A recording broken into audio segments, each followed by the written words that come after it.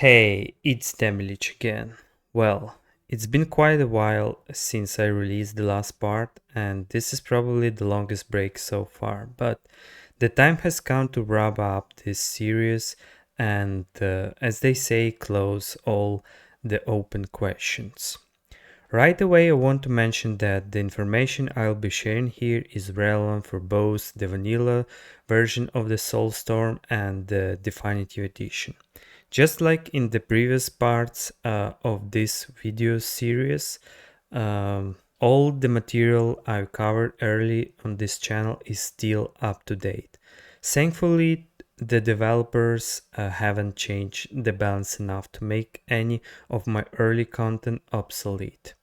Everything is still valid, so feel free to check out all the previous videos. They are all good, nothing is outdated.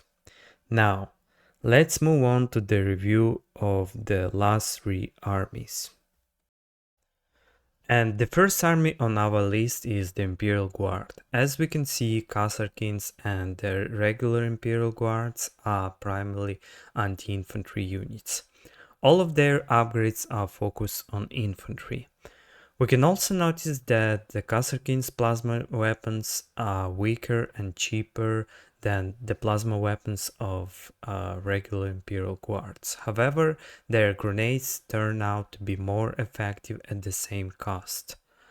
Their standard weaponry is also better, which makes sense, of course, since these are elite troops. And also, the heavy weapon team by default has superior anti-infantry firepower compared to the one of the autocannon. As we can see, the heavy bolter deals damage more frequently and significantly more than the autocannon does. Though the autocannon has a longer range by 10 points. Honestly, in the game, people usually don't recommend taking this upgrade at all, if you want to keep the unit purely anti-infantry. Members of the command squad individually have the same stats as in the squad itself. The only difference is that when you add the price, it increases the damage of all other non-price members by 50%.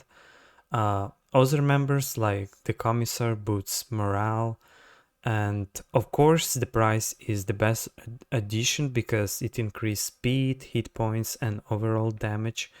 And basically, all of these units perform best in melee combat and are anti-infantry. Ogryns are also melee specialists and excel up close. Interestingly, I've noticed that the sniper can be effective in close combat in certain situations, especially if it has invisibility. They can deal a lot of damage in a short time. I consider this scenario fairly effective, but of course you can also keep them in the back just dealing damage every 7 seconds. Next we have the buildings, which are entirely anti-infantry, and there is not much to add here. The only thing is they require a unit inside to start firing. That's basically for this section. And finally, the anti-infantry vehicles. Everything here is straightforward. The only thing is the Chimera needs someone inside to cause this damage. If you need to deal with vehicles, you have the Sentinels and heavy weapon teams, upgraded with las cannons. Another very good option is the Lehman Russ tanks. And if you need to finish something off, you can also use Kasarkin's grenades. Though, as I understand it, most people use these grenades against infantry. They can actually be quite effective against vehicles as well. The Hellhound is also used against infantry, and that's how most players tend to use it. But some players gather a bunch of Hellhounds and send them straight to the enemy base to destroy buildings. Just look at the damage. They're real building wreckers. And finally, the classic specialist in destroying everything. The Bendblade comes with a huge arsenal of different weapons, effective against infantry, vehicles, and buildings alike. The classic Chimera is also versatile, working well against infantry, vehicles, and structures. Overall, they deal pretty solid damage across all armor types. There are also Psyker's abilities that are effective against infantry demons as well as bombardments. They look the same on the icon, but they have different costs and different amounts of damage.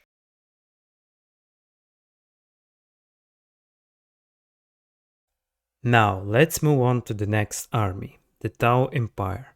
The Tau commander, as we can see, is armed by default with anti-infantry abilities and weapons. The last weapon slot can only be swapped for an anti-vehicle weapon, which needs to be purchased beforehand, and of course, that costs a lot of resources. I understand that losing such a hero with all these upgrades is a big loss and a huge responsibility, but at the same time, it opens up more possibilities, so the risk can be worth it. Fire warriors are the backbone of the army. They're also anti-infantry, and the Kroots are the only melee units in the Tau army early in the game that can actually perform in a close combat. At the next stage of the game, other Kroots and commanders appear, supplementing the existing units or becoming more effective in close combat. Also, in the bottom right corner, we can see the broadside battlesuit. This is a tier 2 unit originally designed as a turret that can move, but in the practice, almost nobody uses these units because they're very expensive and difficult to manage. You can't really say the same about the Crisis battlesuits in the top left corner, which is tier 3 Mankat choice. It deals better damage and is much easier to handle. It can move around flexibly even by jumping. The Infernal Guards, as you can see, can shoot to a range of 70 points, but this isn't fully realizable because the Tau don't have units that provides vision at 70 points. The drones from Harbinger and the drone squad are essentially the same units. They have the same number of hit points, the same armor type, and only minor difference in the damage they deal. The main difference is that the drone squad has abilities, costs more, and takes up a population slot. Meanwhile, the limited number of drones produced by the Harbinger don't have these traits, but essentially they're the same. We can also see that the Harbinger itself deals similar damage to the drone it produces. Tau have absolutely no problems dealing with the vehicles. Stealth suits, which gain Fusion Blaster when using their anti-vehicle ability, are 100% killers against any common vehicle. A squad with a surgeon and 3 other members leaves virtually no chance for any vehicle to escape. Every other army's unit struggle against vehicles. They often fall short and can stop a vehicle on their own. And I think this unit is simply number one in terms of anti-vehicle capability. If you don't want to make your Tau commander anti-infantry, you don't have to replace the Fusion Blaster with the anti-infantry weapon. The choice of the last anti-infantry weapon really depends on the situation. The mobile Barracuda is truly vulnerable. It has low hit points and can be destroyed in seconds. There are risks here, yes. The same goes for the Sky Ray. The Sky Ray has even fewer hit points, so you need to pay closer attention to it. Mobile Vespids with 2 jumps can destroy light buildings in just seconds when using their ability. This is a crazy unit that shows up right at the 2-minute mark. For the slower armies, it's a nightmare. Essentially, the Tau can send in Vespids without any real risk, scout around and retreat just as easily thanks to their high movement speed, and 2 jumps right from the start. With these units you can delay your opponent's development by several minutes and keep them pinned in their base, constantly pressing them. Pathfinders ended up on the list of versatile units thanks to their ability which boosts damage to absurd levels, and that's also a big problem. As I mentioned earlier, I can accept units like Westbeat, Stealth Suits, and Pathfinders, but I just can't accept such an enormous line of sign. I really can't understand though, is giving them such a huge line of sign. In my opinion, only tier 4 specialized super units should have such long vision. For example, given the Narlock, 60 would be fine, but not to tier 2 units. A maximum of 40 points would be reasonable for all non-tier 4 units. 50 is really too much.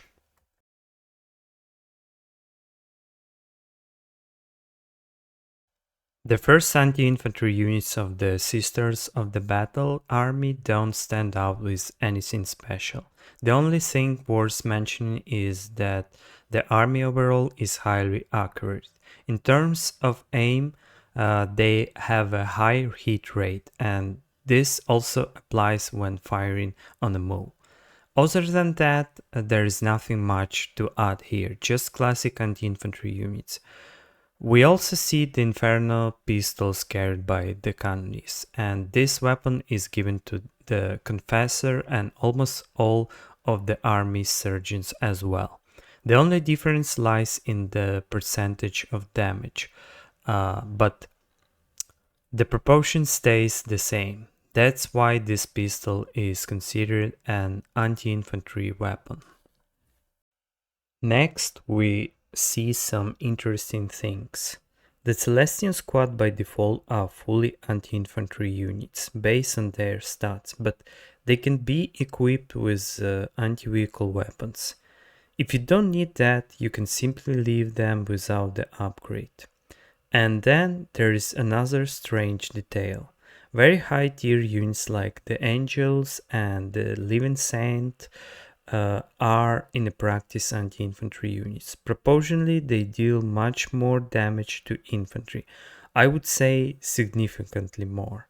Normally, such units are supposed to be an answer to the high demons, high vehicles, or at least high buildings, but here they don't really have that role. To me, that's a bit disappointing. I didn't expect to see the Living Sand in the list of anti-infantry units. It honestly feels a bit strange. We also see a lot of anti-infantry vehicles, as well as artillery and aircraft. The aircraft do have an anti-vehicle weapon, the last cannon, but it's so minor that overall they deal more damage to infantry than to vehicles. Still, they can be used against vehicles too, and in that role they are not bad. You can also go for mass aircraft or mass rhino transport, since each rhino only takes one vehicle cap. You can build up to 20 rhinos and max out your limit that way. The basic turret without upgrades, as well as LP2 and LP3s, are all anti-infantry. Next, the weapon available to the Celestian squad are anti-vehicle. We see both the Melta and Multi-Melta. Stat-wise, the Melta is only about 40% weaker, but if, for example, you are low on energy and need to deal damage right here and now, you can go with the Melta and save on the energy. The Multi-Melta is also available for the Immolator, the upgraded turret, and that's basically it. The army also has a worker unit, which acts as a saboteur and deals the same amount of damage to all buildings, regardless of type. The only problem is actually getting him to the target, and that, of course, is a major issue. But whenever possible, you should definitely use this ability, it's absolutely worth it. Next, among the versatile specialists, we see that heroes can fight demons. Of course, they will take damage in return. These aren't really units you'd want to send against high demons, but they can handle them overall. There is also the Emperor's Touch ability, a bolter that deals mixed damage to targets with different armor types. The exact amount of damage depends on the tier of the squad using the ability. For missionary low tier, it will be one value, while higher tier squads will deal proportionally more. So, you can't really call this purely anti-infantry. Also, I see that a lot of damage is actually applied to low vehicle targets. The Penitent engine has an interesting feature. One of its arms seems to deal damage less frequently than other. However, it doesn't have any special focus against high buildings, demons, or vehicles. On the other hand, artillery has ability that can deal massive damage, for example, to the pen blade. It's worth using them and keeping them in mind. Similar to how crack grenades work, which have a shorter cooldown. These are super effective against buildings and vehicles. You can consistently deal damage with your regular weapons and then finish off a vehicle or building with these powerful abilities. In this case, the faction has no real problems with vehicles or buildings. The Sister of the Battle's standard phosphor grenades deal increased damage to demons, higher tier infantry like Terminators and heroes, but less to the regular troops. However, most players use these grenades against normal infantry at the start of the game. That's really the only way you can use them effectively, throwing them at regular infantry.